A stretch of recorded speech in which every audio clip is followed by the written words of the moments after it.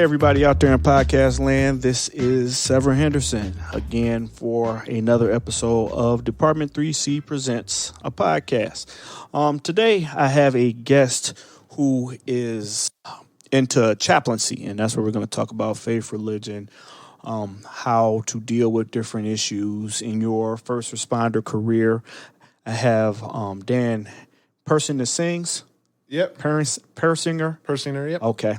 And we're going to talk about his life, his story. Like I said, chaplaincy is what he's into, and we're going to dive into all those subjects today.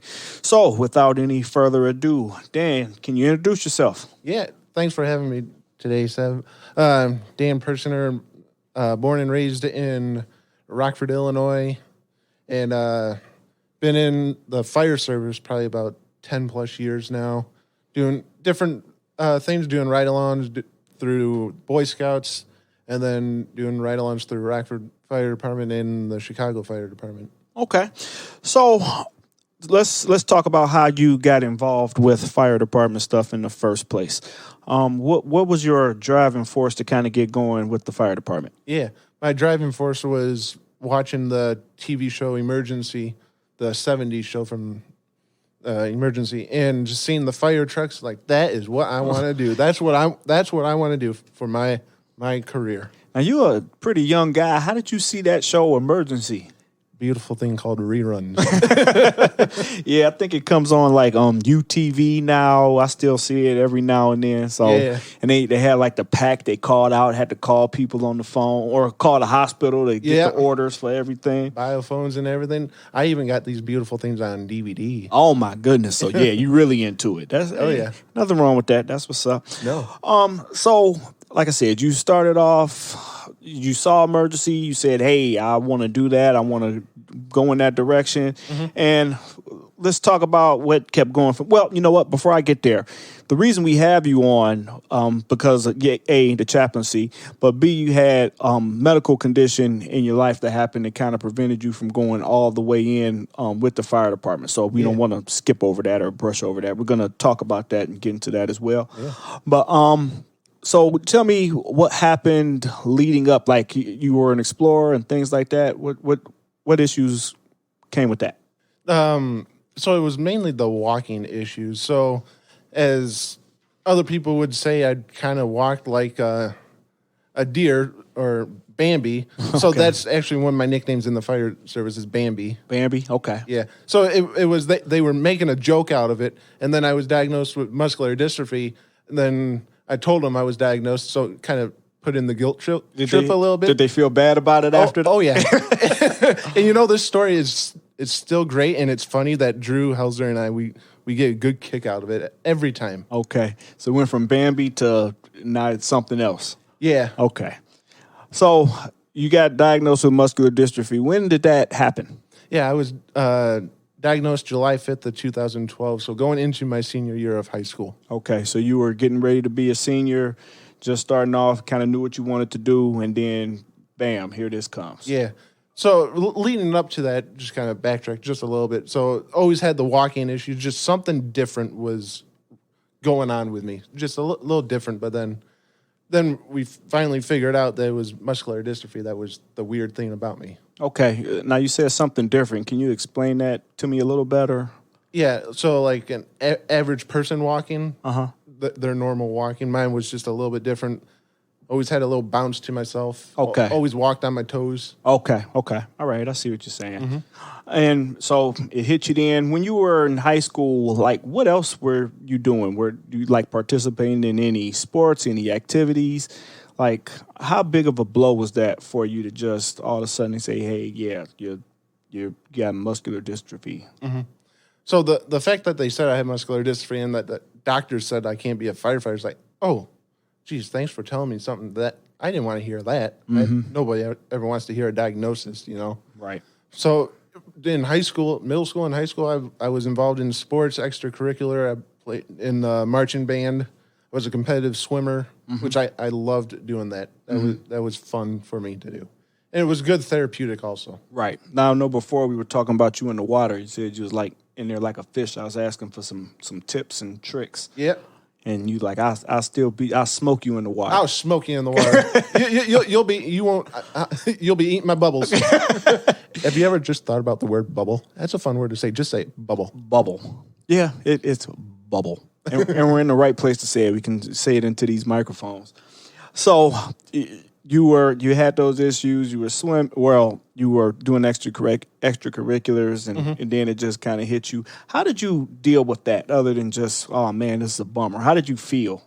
My heart just sank. Come to think of it, now that I'm more mature and more years on me, that was a big heartbreak right there. Right, I can understand that. Saying, because I'd been involved doing ride-alongs for a couple years, and then being involved in the explorers through fire departments in the Rockford area. Mm-hmm. It's like, this is what I was planning on doing, and then it's just taken away from me. Mm-hmm. Just completely taken away from me. Mm-hmm.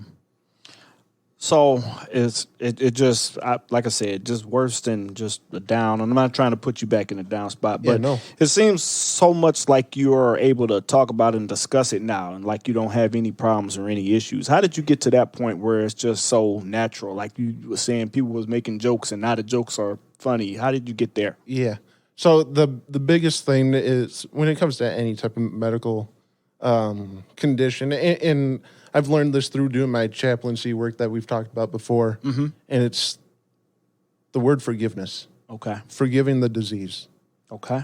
That's interesting. That's something I never heard. Forgiving the disease. That's interesting. And I think that's something that people don't get to do. Yeah. So after taking time to process it all, and then try to put in the positive mindset that, hey, you have this. Play your cards correctly, and you'll live a happy life, even with muscular dystrophy. And I love talking about my story because it's my story, and it helps me process it even more on a deeper level. I got you. And I think that's what a lot of people need to do more. Like, we have issues, we have problems, and sometimes we try and hide them or put them away, but it sounds like what you're saying is it's just better to get it out. Talk, say something. It's better to get it out, and also acknowledging it's okay to not be okay. I love that too. It's okay to not be okay. So those are both great points of advice from a young man that has some things figured out. Now, when we were talking before, I made the mistake of calling it MS, and you corrected me like you were supposed to. You said, no, it's muscular dystrophy. For anybody else that may be confused, such as myself,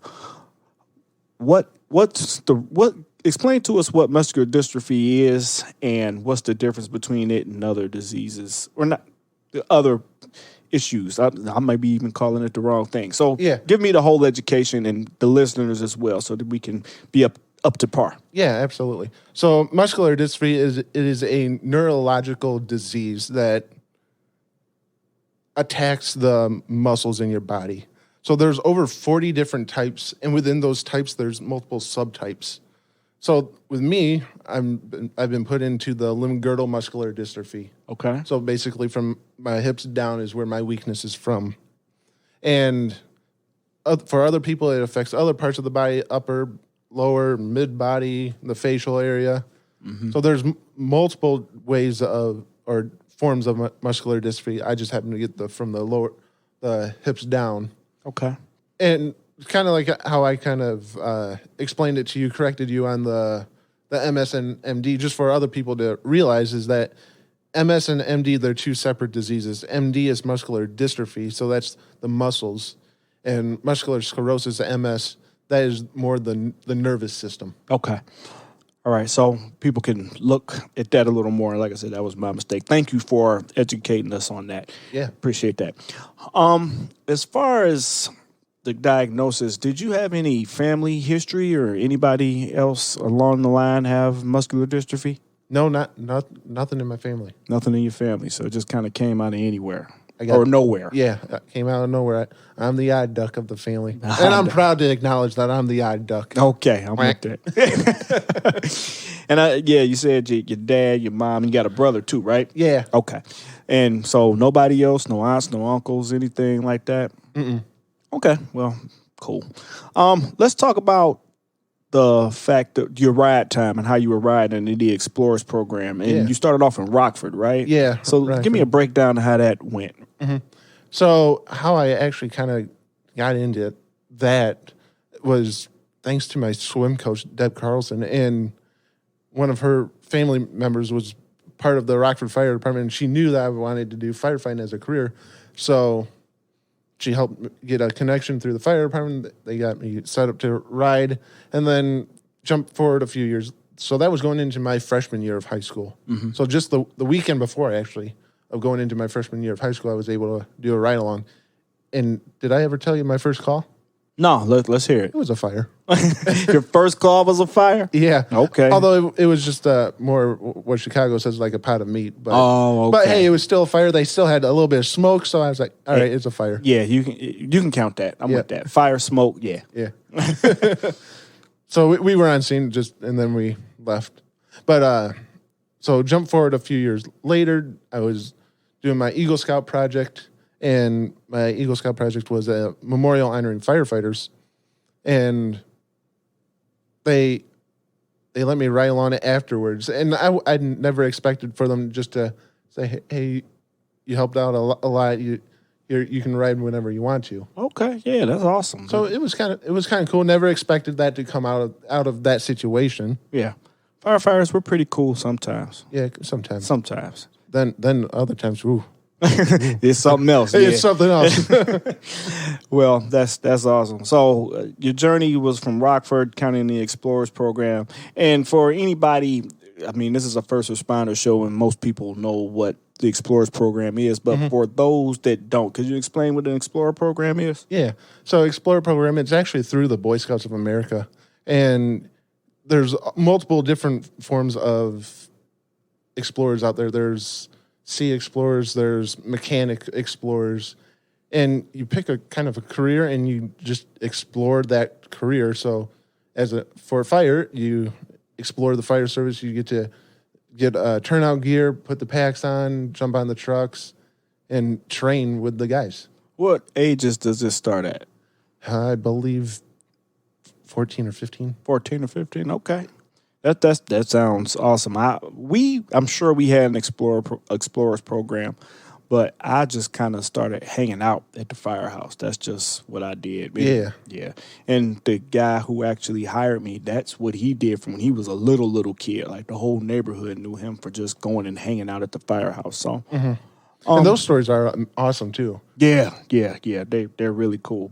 So tell me some more about your Explorer background and kind of what else got going out there in Rockford.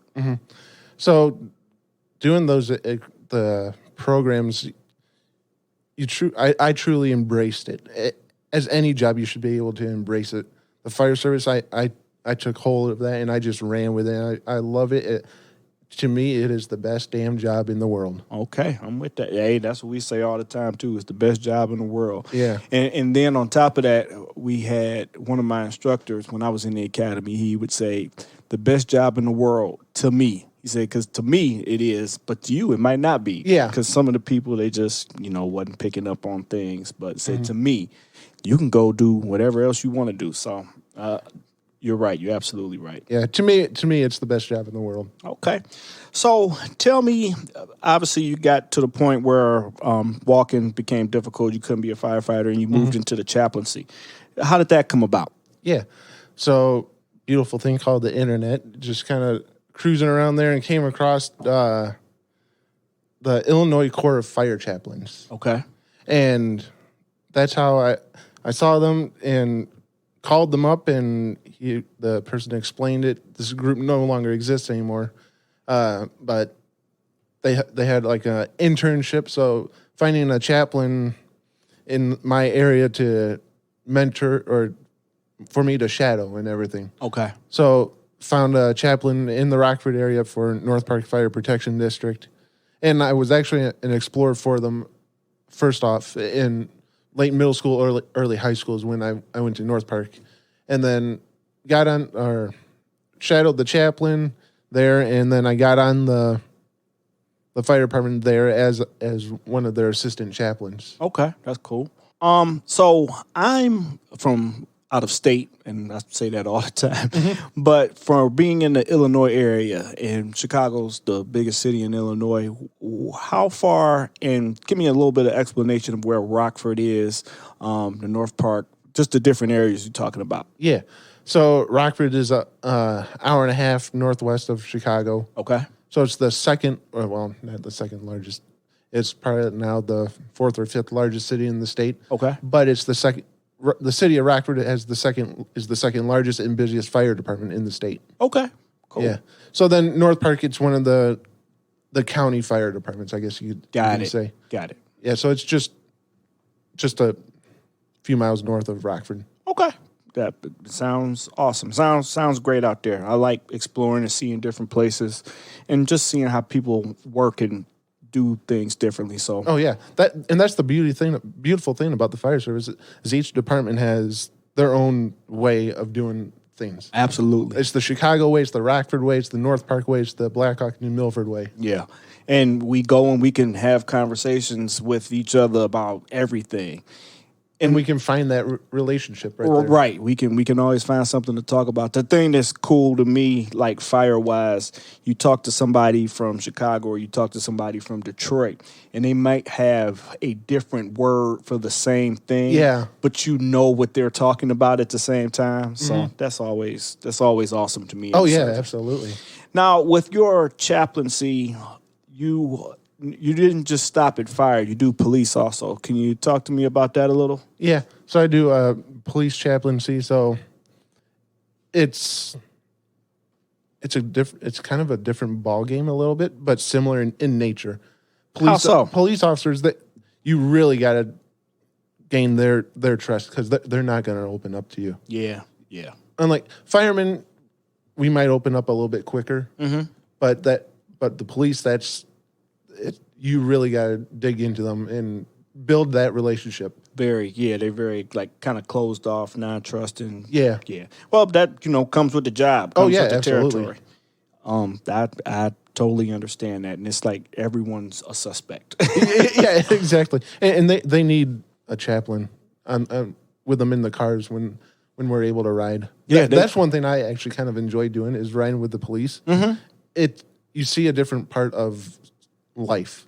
Well, you see explain it. Yeah. So, police as firefighters, we see the good and bad. Police see the good and bad. But as a police officer, you're first on scene. Right. Generally, before an ambulance or a fire truck gets there, you are first in on everything. Yeah. Generally, so you truly get to see more of the dark side of society. Right. And don't get me wrong, you get to see the beautiful side of life, but you see a lot of the dark side of humanity. Yeah. And having to deal with that and hang out there is just traumatic within itself. Yeah. And with talking about the traumatic part, firefighters, you go back to the firehouse and you can debrief it right there in the firehouse. As a cop, you're in your car by yourself and you go to the next, to the next, to the next, to the next. Unless, because some have partners, some don't. Yeah. And you're right. It's just going to the next, to the next, to the next. It's just... And you don't have time to process constant buildup of stuff. Yeah. And if you don't find a constructive way to do something with that, bad results can occur. Yeah. That's why I'm a big supporter of peer support and also reaching out for professional help through a counselor just to be able to unpack your traumas or your life stresses also is very helpful. Right. I 1,000% agree. That's something I advocate for. Honestly, I'm sure I've said it already on this show. That's kind of why I've started this whole movement. That's why I wrote the book that I wrote. That's why I started a podcast to talk about it and have tough, heavy conversations, because I want to get to the reasons why and see if we can come up with a solution other than the ultimate solution when people go that far. Yeah. So, but that's great of you. So, as far as chaplaincy go, I'm going to be 100% honest. I was raised in a religious household, but in my adult life, I'm not very religious now. What would you say to someone like myself that isn't very religious when it comes to maybe talking to a chaplain? The cool thing about being a chaplain is And Father Mulcrone, he words it very beautifully. Being able to be present. As a chaplain, I'm. If you're not as faithful or as if you're not a religious person, that's perfectly fine with me. I don't mind that at all. But being a chaplain, I get to have the honor of being truly present with you when you're going through the darkest of times in your life and when you're going through the happiest times of your life. So some of the darker things, just as an example of maybe you have in your mind that you're wanting to commit suicide, or you're just going through an addiction, and then the brightest times is the birth of a kid. Right. Or being in a wedding or things like that. Yeah. So I get to see both worlds in people, and that's the coolest thing, is to be present. I don't have to say anything, just to be present. And having myself acknowledge that I'm holding the authority of God, I don't have to say anything. I'm not going to push an agenda when I'm coming and talking to you. If you want to open up to me, I'm not going to push that agenda because that's wrong in my opinion. Okay. If you want to go spiritual or more into faith, I'll jump into that. I have no issue with that. That's my job. But to be present, that's the ultimate blessing that I get to experience, is being with you, and even to validate that it's okay to not be okay today. Right. That's what I said. I love that. So you're just there to offer that ear. Yeah. That just whatever you need to talk about. The shoulder, if you need to cry on, whatever. And that's traumatic within itself. A lot of times people bring their traumas to you after you've dealt with people you don't even know. And for me, I don't deal with that the best with people I don't know. I still care what happens to these people that I don't know, and then you have to take and do something with that. And for you to be able to talk to people, that is an awesome thing. Yeah, and I mentioned it to you the last time I was talking with you, is that I learned this when I was a hospital chaplain. In the hospital, I use my wheelchair to my advantage. And so basically, you see me struggling and you're struggling, we're going to be able to make a connection just a little bit more easier. Yeah. So, right, I got this issue going on. You got an issue what I may think is bigger going on. So that kind of gives you a ground to talk to each other. Yeah. Something more in common that we can come together on. Exactly. Well, I really appreciate the part where you said I'm not going to push anything on you, because all too often religious people, the people that are like, whatever they feel like, they just saying, yeah, you got to feel like this too. Yeah, no, that just irks me. Okay, yeah. Well, I agree with that part, and I appreciate you saying that, because, like I said, that's something that some people, I feel, when it comes to who they're going to talk to, who they're going to confide in, that's how they pick and choose. It's like when you want to talk to somebody and just get everything off your mind, the last thing you want is somebody judging you. Yeah, and if you're going to come talk to me, if you're going to unpack some things with me, I'm going to end my judgment on you. Okay. You must suspend the judgment. We all have judgments on each other. Right. Everybody, yeah. Yeah, but you must suspend it for that time, because you're going to unpack some raw and fresh stuff possibly. Now, as far as becoming a chaplain, and I know you said you're like the assistant, you did a little bit of training. How did you get to the point where you're so emotionally available and able to process all this stuff within yourself and for other people? Oh, that's a good question. I haven't really actually thought much about that, but for me to be emotionally there with you, I have to be able to share. It's kind of dumping it on somebody else. So you're going to dump it on me. I'm going to dump my things onto somebody else. Yeah. So I have a counselor. I have other friends that that I truly trust, that are not going to say anything to somebody else. Right. So, and talking to other people, they say every time you get something, you just got to scrape a little bit off on somebody else. Yep, exactly. That's like, for me, people always are talking about and looking for the meaning of life. And just for me, the meaning of life is to be there for somebody else. I mean, of course, you got to be there for yourself and be happy. But for me, the meaning is to make everybody and everything around you better. But That's the part of being present. that's the part of being present. That's just me. That's That's how I feel. So that's, like I said, I don't want to push that off on anybody else. Yes. But that's how I feel. So I was talking to you about studying and becoming a chaplain. So where exactly are you the chaplain for? Did we go over that? The departments that I'm a chaplain for? Yes. Okay. So I'm a chaplain for the city of Rockford Police and Fire, and then 2 of the volunteer part-time paid on call, however you want to look at it. Okay. For Blackhawk and New Milford. New Milford has a full-time ambulance during the daytime, and then Blackhawk, it's we're in the process, I guess, of combining those 2 departments. Okay. So in my eyes, it makes sense to do that. So the ambulance is full-time during the day. So they have a full-time ambulance in New Milford during the daytime, and then at nighttime, Blackhawk's ambulance will take over the nighttime calls and run. Understandable. Yep. That's something that a lot of career guys fail to remember or know. You go to different places in our country, they just run, like we were talking about, they run stuff different. Yeah. I remember when I first was coming up, I worked for a fire department. We closed at 11 o'clock. And we're like, how you going to close at 11 o'clock? Wait, just be done with calls? Yes. We We would go from 8 to 11, and then we got it extended to 7 to midnight. And now they're 24 hours. So it just kind of takes steps to go in the proper direction. But when they did close, another suburb would take over the runs for that smaller village. I got you. So, yes, they would be closed, but when somebody called 911 at a different time of night, it would just be redirected to another department. I was like, how are you going to How are you closed? Yeah.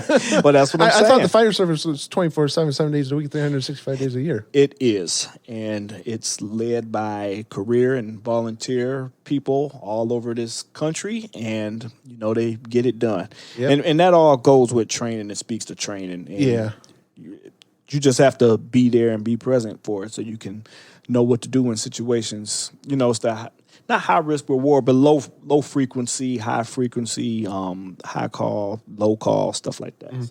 Train the way you're gonna play. Yep, there you go. I love that.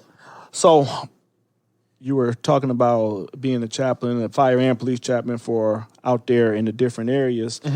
What kind of training goes into that other than just the following? So for some departments, to be like the full chaplain, you have to be ordained as a minister, which I have my own opinions on that, which I'll keep that to myself. Okay. Yeah. But I highly recommend clinical pastoral education. That's where you can really hound your chaplain skills and everything. And then most importantly, have a want to be there. Oh, well, yeah, that's number one. Yeah. Have a want to be there. Yeah. Because if you're not really wanting to be there, then you're in it for the T-shirt. And that drives me nutty. Yes, that is not what's If you're in it for the T-shirt, get out. Go home. Go home. Go somewhere else. Yeah. Yeah. But then they'll figure out you're just in it for the T-shirt. Just heads up, people. Okay. Now, as far as the calls go, when are you called in, or when do they need you? Yeah. So when I was able-bodied, when I was walking at the time, I no longer go on the calls because just wheelchair and being able to access people's houses is a pain in the butt at times. So I'm behind the scenes now. But when I was able-bodied, I would go on overdoses, any codes where people are doing CPR on people, any deaths, and for the city, it when I was on call for 48 hours, it was you're on every single death regardless of the nature of it.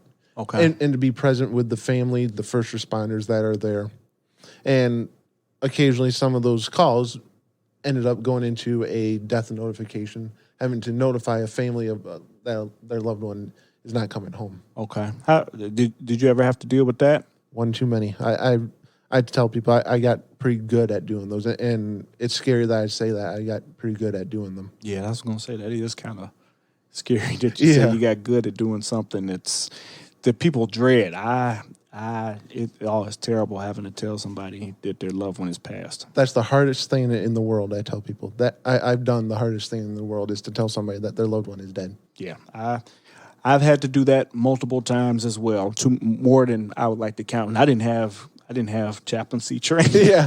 So, and kind of here's the dark humor part of it. So with doing the death notification, you're with a police officer. So sometimes they're doing it. As soon as the chaplain comes on, whoop, you can do it. Here you go. Yep. Yeah. They don't want to do it. They kind of hand it over. Yeah, they hand it over and they're like, how in the world do you do that? Yeah. Yeah. Somebody has to. Right. That's the thing. Because like you just take the empathy, and what I try and do in those situations is just think how I would want someone to talk or tell me. Yeah. And in the end, that's how I try and do all the calls I go on with people that are in bad shape or hurt. Like, what do you need me? What would I want done? How would I need to be helped? So, and I was young at the time when I did my first death notification. I was 22. Oh, okay. That is pretty young to start doing death notifications. Okay. So little baby bit lighter. Yep. How did you start riding with the city of Chicago? Oh yeah.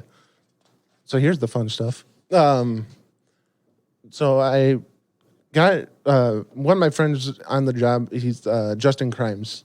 And he's a photographer. I'm a photographer. So he was coming through Rockford one time. So we met up and everything. And he saw that I was trying to become a chaplain. Okay. So he's like, have you ever heard of the name Father Mocrone? I was like, no.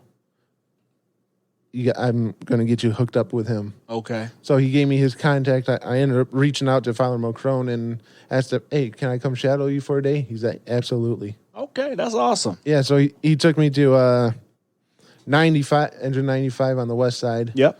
And they invited me back to do ride-alongs. My old battalion. Yeah, I'm wearing their shirt. You wearing their shirt? Yeah. Okay. West side, best side. Okay, so what happened? Give me some 95 stories. Yeah.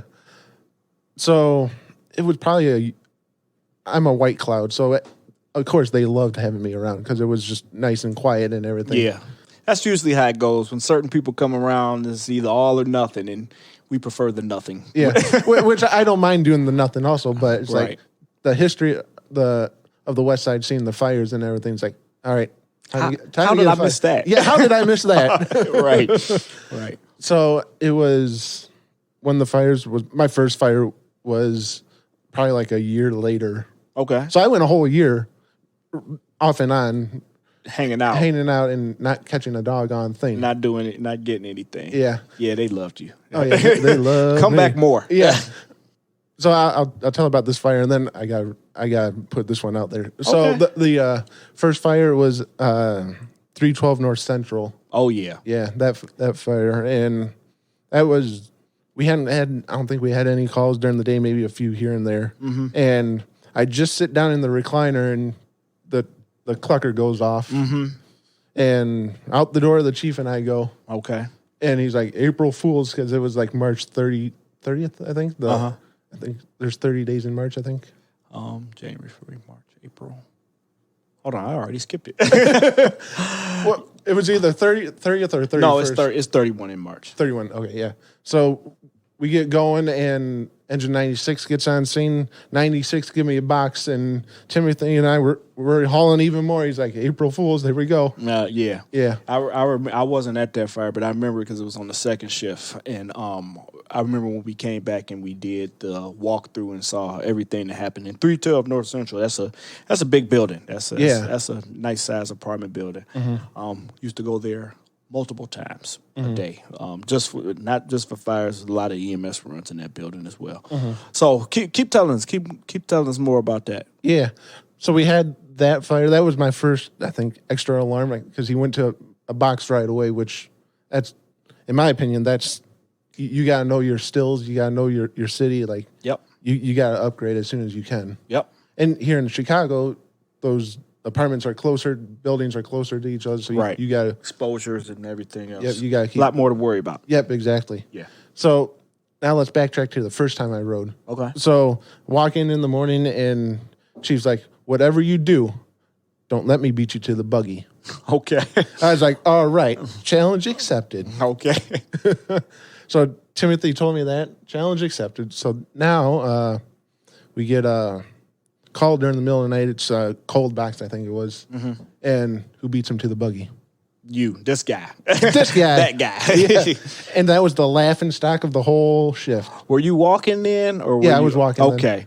I know you would talk about the progression. What were the canes that you used? Loft strand. Okay. As I'd say it, the polio crutches. Okay. Yeah.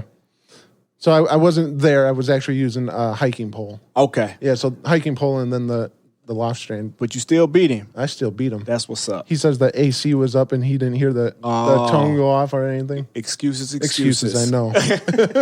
and I still get the bragging rights. I still joke around with him. Yeah, tell him about how you beat him. Yeah. I thought I misheard the initial dispatch.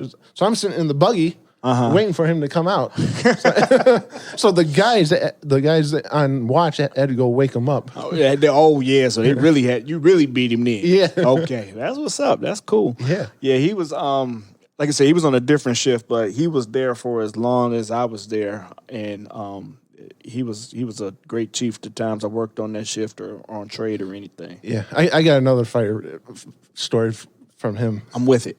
Come on. So we get a fire on North Pulaski. I forget the block, the street number, but 68 was in first. It was a good. Must have been up north for a little while. Yeah. Okay. It was a good rolling fire. I mean, this one was rocking and rolling. So we get back to the firehouse after the fire, and the guys are like, "Hey, Chief, what do you think about those dogs that were in the way?" And so Timothy's, screw those dogs and everything. Just he was irritated with them. You could tell. And then the new guy, he he used to be a veterinarian. So the guys that were like, Chief, he used to be a vet, and all you hear from Chief is like, oh.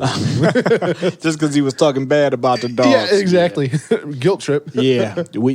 And you know what's so funny about dogs and fire? It's like the most vicious dog in a fire, when it's catching some smoke, will be your best friend. Oh, yeah? Best friend dog. Dog will come up to you, lick you, jump in your arms, please save me. Soon as it get outside, it just turn back tough again and start barking at you and biting you. We had one firefighter in the same battalion. He was leading out. He's going into a room. Dog bit his arm. And the guys behind him pushed him like, hey, go. He's like, I can't. He was like, why? The dog biting me. So take that arm out, try and go with the other dog, bite that arm too. Jeez. Yeah, dog just did him dirty. So darn dogs. Yeah, but like I said, they in the fire, the meanest vicious dog is a cat. And you get it outside, it's time to be back tough again and bite your face off. So dogs are fun. Yeah. I don't have nothing bad to say about dogs. Oh no. So I love dogs. You like roll with 95, but like the thing I see from you, you're like everywhere now in Chicago. You ride in so many different places and just go fan and hang out in so many different places. Tell me about some of your other favorite firehouses that you get to hang out at. Yeah, some of my other favorite ones are Engine 123, Tower 39, the 6th, and Ambulance 8, I think it is. Yeah, Ambulance 8. So down in the northern or West Inglewood. Okay. So the Inglewood neighborhood, that's a fun neighborhood to go hang out with the guys. Every firehouse I've gone to, they open up the doors, open arms. Yeah. Open the firehouse, open arms. Yeah. It's nowhere you can go that's going to be bad. No. There's no firehouse that you can go that's going to be a not a good place to go. It might be in a rough neighborhood, but the firehouse itself is even still. Yeah, even still. Yeah. Yeah. And caught a really good fire, 59th and Carpenter. Okay. Yeah. So that's a memorable fire. Okay. Chief Basil and I were doing rounds at 116, and 116 they just gotten back from a medical call, and they drove by where the fire was. Nothing. Within 10 minutes, that the building was going. Yeah. So they were going out on a medical call. The alarm office holds them up and says, take a still, 59th and Carpenter. So we get going, and there you go. And there you go, rolling when you pulled up. Yep. That's like I said, those are what you. It sucks for the person whose stuff it is, but yeah, for us to get those opportunities is what we kind of thrive on. Yeah, it's what you train to do. Right, is what we train to do. Absolutely. So those are great that you got to go on be in those fires. And even though that's what you wanted to do, and then you had the medical condition pop up, you still have such a bright and positive outlook on life, and that's what I really appreciate, and that's what I really want to push and promote to people. Now, speaking of promotion, you have a podcast of your own that you and another chaplain just started? Yeah, absolutely. Oh, I want to backtrack real quick. No problem. So with having the muscular dystrophy and having that dream taken away from me, I still get to live that dream. Yeah. In a different capacity, but I still get to live my dream. Yep. And that's part that I love. Yeah, hey, I love that you love It's how you play your deck of cards. Yeah, there you go. Exactly. There you go. So tell us about your show. Yeah. So through the quarantine, COVID-19 has been a blessing in disguise for me. And got involved with this group. It's called FD Chaplains, Chaplain Service Inc.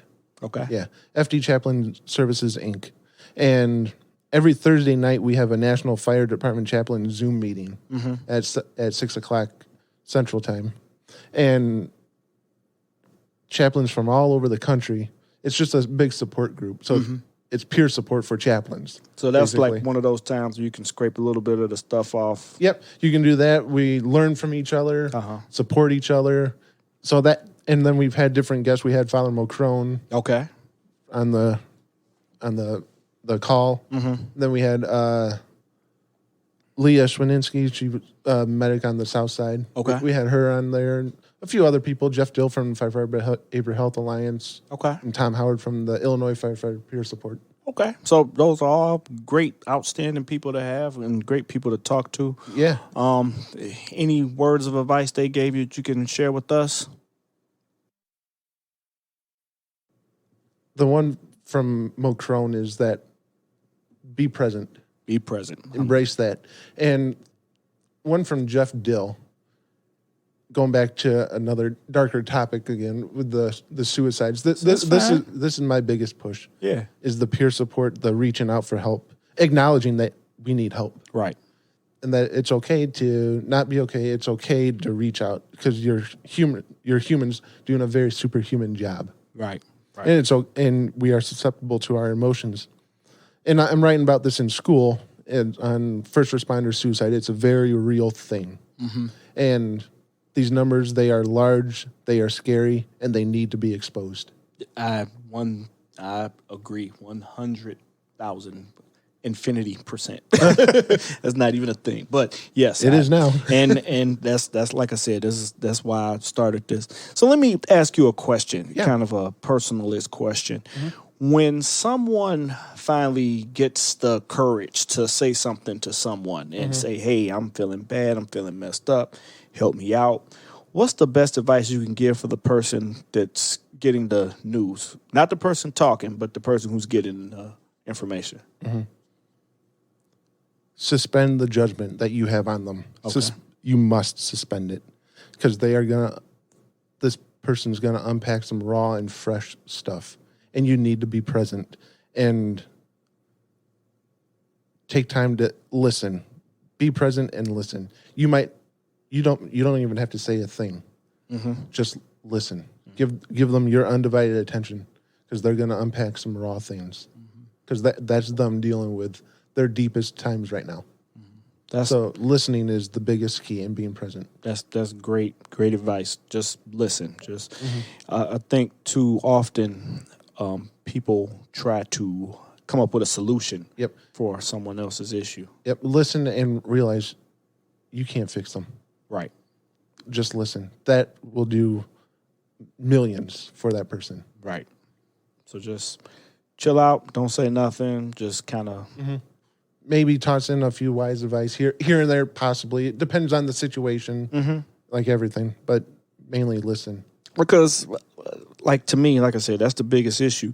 People always say, "Oh, I wish they would have called. I wish they would have called." They might have called, and in your not listening and just quick to respond, you may not even heard their cry for help. So yeah, that's the part that if somebody takes the time to call, say, hey, I'm feeling messed up, try and do your best to take that time to listen and Yep, exactly. And get to them. So that's all great. So let's kind of wrap up with something lighter. You asked me do you want me to talk about the podcast? I'm sorry. Yeah, absolutely. Yeah. My mistake. I'd ask you about that. Good. Yeah, go. Oh, no worries. So through the quarantine, one of the other chaplains on the Zoom call, he's from the state of Maine. Mm-hmm. So he and I, we took time and prayed about it, and we've created a Facebook podcast, and we try to push out a new episode every week. Mm-hmm. So it's called Faith and First Responders podcast. The word first, it's the number 1 ST. Okay, so FAITH AND number 1 ST responders. Or the first faith and first responders. Yep. Okay, got it. Podcast. Just trying to make sure we got it. Once I start writing show notes and stuff, I'll make sure I add that in there. Yeah. And thank you for bringing me back to that. I'm still trying to get reps up. This is new. Oh yeah. So I'm admitting my mistakes, trying to get the ums out. Hey, it's all right. That's a joke. So I was saying I wanted to, you asked me a question, kind of go over something a little positive. Well, not positive, but a little fun. Yeah. You asked me just out of the blue, what's your favorite firehouse? If you had to be there forever, what firehouse would it be? There you go. I'm stuck. So I've been thinking about this question, and I have a very diplomatic answer, I think. Oh. But I'm going to turn it on you. What's the place that you liked hanging out the most? Of course you would toss that my way. I mean, it's not gonna hurt you. Me, I'm working here. Hey, the ones that I hang out with, they're gonna hate me now. Nah, they won't hate me. Yeah, they won't. They won't. Probably not. They'll just jag me a little bit. Yes, that's what they'll do. That's what we do. Hey, that's all right. Honestly, it would be where my roots with Father Mulcrone, 95 on the west side. I'm with that. I can see that. That's where my first ride along with the city of Chicago. It's like, that's home for me. Yep. Nice, flat, long, big house. And it's handicapped accessible. I love it. That's what I'm saying. It's flat. I love it. You don't have to worry about stairs or anything. The house that I was at, we had the highest poles in the city. Uh-huh. And, we just used to hang out on those. So those darn stairs, they're always leaning up to something. I just don't get it. And that's the other thing I appreciate about you. When I first called you and first talked to you, you even gave me a wheelchair joke off top. Since talking with you last, I can't stand wheelchair jokes anymore. I got a friend in a wheelchair; he can't stand them. See, there you go. You hit us with it. And I was going to ask you to tell it. You right on cue, right on time. And that's my way of coping with the disease, also. Hey, it seems to work because, like I said, you have such a positive, upbeat attitude. It's just a pleasure talking to you and listening to you, especially from somebody so young and was dealt that hand early on in life, and for you to deal with it so positively is truly an inspiration, I feel like, not just for me, but for others. And that's definitely part of the reason why I wanted to, I appreciate you coming on the show and talking to us and giving us your story. Yeah, absolutely. There's a powerful quote from Dave Parnell. He's a retired Detroit firefighter, FEO. And he says, what is a man's worth that doesn't make this world a better place? Like that speaks millions to me. Right. That's awesome. I love that too. What is a man's worth that doesn't make the world a better place? Right. There you go. Let me answer that question about the firehouse. Oh, there you go. Because I'm not dodging it. The best firehouse, I can't answer it because I haven't worked in every one of them yet. Uh-huh. So I have to work at every one of them. Oh, okay. And then I can answer it. So once I get there, I used to I still do keep track of every company I've been on, and I had it written down because we get details, trades, and everything else, and that's kind of what I want. That's what I encourage people to do, to get a chance to work different places, kind of see what's up, what's going on. Where I'm at now, I like it a lot. Downtown, baby. Where I was at before, I liked it a lot as well. West Side. Mm-hmm. Yeah, West Side. It was an experience and a half. And then I love those 2-story firehouses. I love them. Yeah, they're Got fun. tons of character in them. Oh man, you said it. They have tons of character in them, right? Man, if I could hear those walls talk, you can keep me there. I'll live there. You'll stay there Just to hear the stories those walls could talk about. Yeah, it's a lot of stuff that went on and goes on. Some of the stories, even hearing about, I can't believe that those situations happen. But yeah, and how they got away with them too. and right, so one day I'll get a old timer to come on and give me some of those good old stories. So there you go. I'll chase them down. But Dan, before we get out of here all the way together, and you said a bunch of positive stuff, but I got to ask you for one more positive thing just about life in general, where we're at right now, the climate of the country, the world, everything. Just give us some of your positive advice that you have. And, I've been so confused and lost. And that's coming from a chaplain. Uh-huh. Like that, it's show some love to people, man. Don't hate. This hate that's going on, it's driving me nuts. And it's unfair. The amount of hate from both sides, it is unfair. From my viewpoint, it's unfair. And just be present and love your neighbor. Okay. I like that. Be present and love your neighbor. I'm going to let you end with that. I'm not even going to add anything on top of it. I'm just going to thank you for coming in. We had a little mini hiccups on the way getting in here, but no worries. We worked it all out. We ironed it all out. We got the chance to put the episode down. I appreciate your time, your effort, and appreciate you talking to people and pushing the service of first responders in a positive direction, because that's what we need. Yep. So with all that being said, we will talk to you guys another time. And thank you very much for listening to another episode of Department 3C Presents, a podcast. Bye.